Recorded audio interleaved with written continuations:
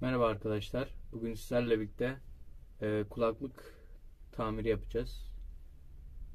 Kulaklık ortadan kopunca ne olur? Onu yani şu şekilde kopan bir kulaklığı tamir edeceğiz. E, Videoya geçelim.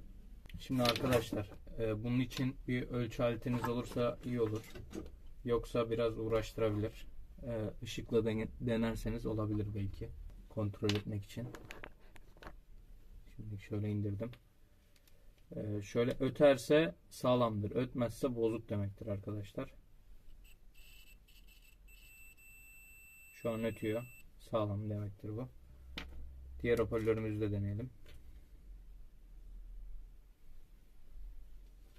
Şöyle.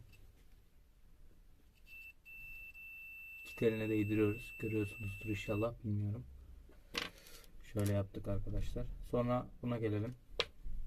Bunun için ne yapacağımızı göstereyim.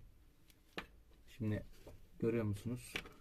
Şuradan bir tane tele değdiriyoruz ve burası dörtlü olanlar da var, üçlü olanlar da var. Üçlü olan varsa şurayı bulduğunuz an, en üstü bulduğunuz anda burası şasidir arkadaşlar. Yani direkt iki hoparlörü de bağlamanız gerekecek. Mesela bir tane şasemiz burada. Bu biri. Duyuyorsunuzdur inşallah sesi, bilmiyorum. Buradan kabloları tek tek deneyerek buluyorsunuz arkadaşlar. Böyle. Bunu dediğim gibi ledle de yapabilirsiniz. Biraz uğraştırır ama tek tek kabloların yerlerini bulduktan sonra bağlayacağız. Şimdi size anlatayım. Şu kablo en üstün bir altı. Şuradaki en alttakinin en alt baştakinin bir üstü. Yani jack'ın girdiği yerin en sonundakinin bir altı. Siyah var burada, bir tane siyahımsı bir şey. O en arkası. İki tane kırmızı var. Biri birinci, biri de ikinci. Şimdi ses için özür dilerim. Arkadaşlar telefonun şarjı azalmış. Devam edeyim ben. Şimdi bunları lehimleyeyim. Tekrar geleyim ben. Çünkü burayı size izletmeme gerek var mı bilmiyorum. Gerek yok bence. Arkadaşlar şimdi ben videoyu bir gün sonra çekiyorum. Şarjı bittiği için. Haberiniz olsun. Ben lehimi yaptım. Böyle. Hangi iki bacağı lehim yapacağınızı söyleyeyim size. Ona göre siz de yapın. Hatta şu kulaklıktan kurtulayım. Şuna daha rahat göstereceğim. Şöyle. Odakla.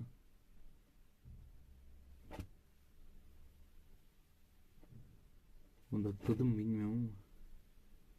Neyse arkadaşlar, şu görüyorsunuz şu bacağı. Görmüşsünüzdür. Yani birinci değil. Şu en baştaki değil. Onun bir altındaki ile onun bir altındaki. Yani ikinci ve üçüncüye ortadaki iki taneye kablolarını buluyorsunuz. O iki kabloya hoparlörleri bağlıyorsunuz. Şu diğer ikisi de mikrofon. Haberiniz olsun. Mikrofonda kullanmak isterseniz. Ona da mikrofon bağlarsınız. Şimdi arkadaşlar bunu hallettik. Ben buraya açmıştım zaten. Kapağı burada. Parçası. İlla bu böyle olması gerekmiyor. Sizin başka bir kulaklığınız vardır atıyorum. Şunu da göstereyim. Şunun burası kulaklık bozuktur. Kulaklığınız bozuktur. Bunu buradan alırsınız. Bunun için kullanırsınız. Yani buna kapak yaparsınız. Yani öyle yaratıcılığınızı konuşturup üstüne başka bir şey de koyabilirsiniz. Makaron falan da olur ama makaronum benim şu an yok. O yüzden öyle yapmayacağım. Atıyorum başka. Aklınıza ne geliyorsa işte her şeyi düşünebilirsiniz. Mesela şu şeylerden bile koyabilirsiniz. Görüyor musun burayı? Görmüyor.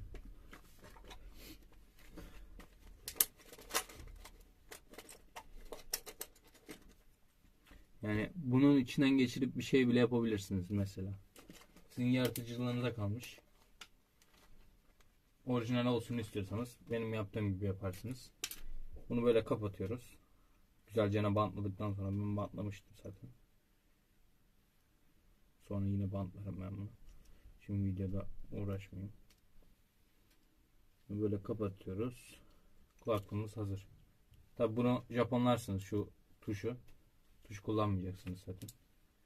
Sonra bunu telefonunuza, şeyinize, bilgisayarda olmaz gerçi bu şu an. Çünkü 4 bacaklı. Bilgisayar için yapılmadı.